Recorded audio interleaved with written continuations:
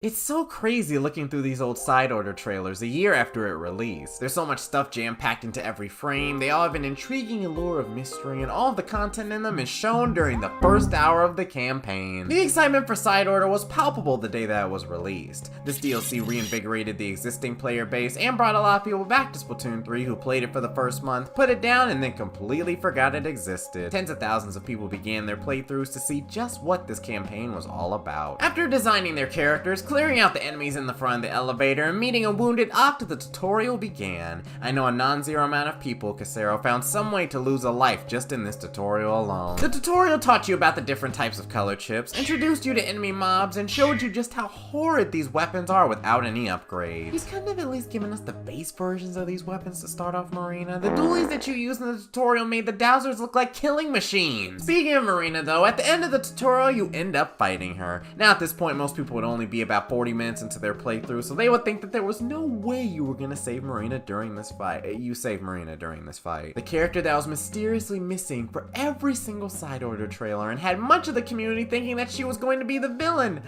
was back in your arms in the first 40 minutes of the campaign. At least she had some great background music while she was mind controlled. Then after we got her back, the real runs began. Now this is the part of the campaign where 99% of us had our first death. I'm pretty sure almost no one beat the Spire of Order on their first try. If you did, let me know what weapon you used, what color chips you had, and what cheat codes you were running that weren't Marina's. All of the danger floors, all the crazy levels. This was the first time that we were all seeing them, and most of us were tripped up by at least one of them. If you guys have heard me talk about side order at all before this video, then you'll know that I hate this woman and this level with all my heart. My unbridled hatred for these two stems from my first run because they caused me to lose it. That was because it was my very first run of the 30 floor spire and I didn't know how to properly take these guys down or navigate this level yet. In case you still haven't figured out how to over this past year, you shoot the bachelors on this woman's head in order to quickly destroy her, and then you use these guys to jump and glide between the low side and the high side of this level. These things are still stupid and dumb and stupid,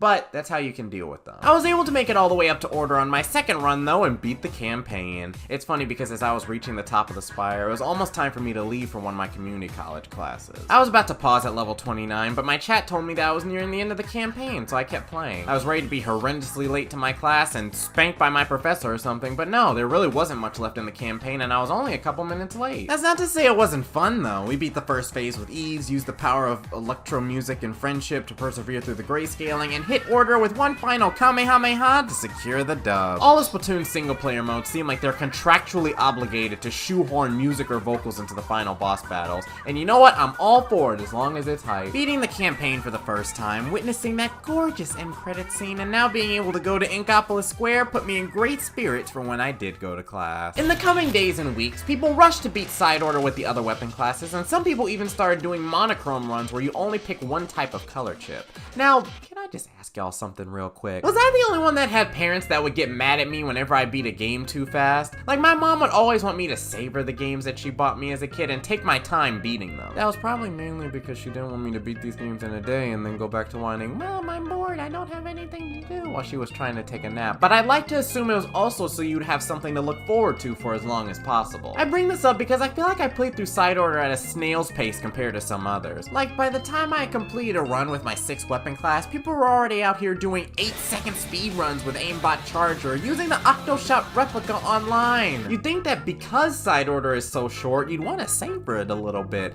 But your money, your game, I won't stop you, and I can't stop you. I myself did monochrome runs of everything except the support chips, and I think that's the most fun I've ever had in Splatoon. It's probably the closest that I'll ever get to modding Splatoon 3. If only you could save these color palettes after the run was over. Every day I miss my machine gun Luna Blaster. Side order's gameplay was really the highlight of the campaign. The objectives are all fun to play, the gelatins were a breath of fresh air after fighting the Octarians for 4 single-player campaigns straight, and you can really make it as hard or as easy as you want. If you struggle to clear the spire, turn on some hacks and read up on useful tips in the gelatin guide. If you think the campaign is too easy, then you might be playing with 5 lives and 0.9 damage reduction. Turn all of those off and go in with one of the weapon classes that you aren't as experienced with. Heck, if you really want a challenge, you can randomize which color chips you get, or do a run where you you only have 6 color chip slots and floor reset hacks on. Side order is really whatever you make of it. Also, after doing all these runs, reading all the conversations between Pearl, Marina, and Octo in the elevator, and looking at the dev diaries, I'm now a Perlina shipper. Before playing Side Order, I was part of the group saying, "Look at them, they're such great friends." There wasn't much in Splatoon 2 that really jumped out to me, don't know how, but after playing through this campaign several times, yeah, I can see it. Nothing is confirmed, they still may just be friends, but I can see it. And here we are 1 year later. So what do we think of Side Order? Well, the consensus that I'm seeing is that it basically feels the same way as Splatoon 3 as a whole does.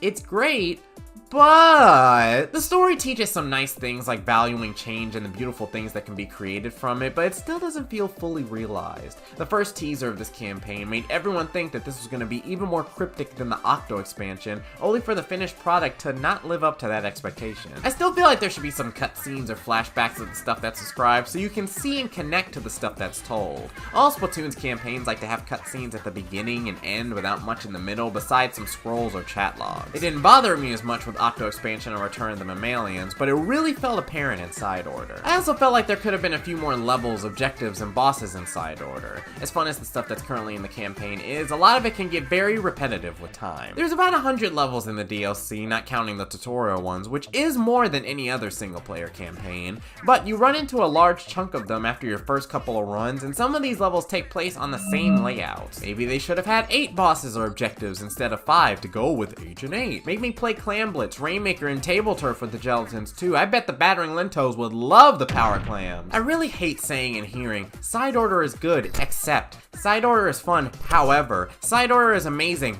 but. I hope when Splatoon 4 comes out with whatever it decides to do for its single player campaign, we'll all be able to say, this is great, period. Overall though, Side Order is still incredibly fun. If you're ever bored and want to kill some time, then doing 1 to 2 runs before turning the game off is always pretty nice. The gameplay is still my favorite in the series so far, and there's a ton of mods and custom rule sets that people have made over the past year that enhance the experience. There's an endless Side Order mod out there for those of you who want to do longer runs. People have drafted Side Order Soul Link rule sheets that you can use with your friends. Recently I turned Side Order into a bingo game with Epi. There's still a lot of stuff that you can do. What do you think about Side Order a year after its release? Do you feel the same way that I do? Do you think it's perfect? Do you think it's trash? Let me know in the comments, and remember to leave a like and subscribe to Star716 for more content on Splatoon 3 and other things gaming. And check out this video if you want to see how crazy Side Order is in other languages. I'll see you all next time.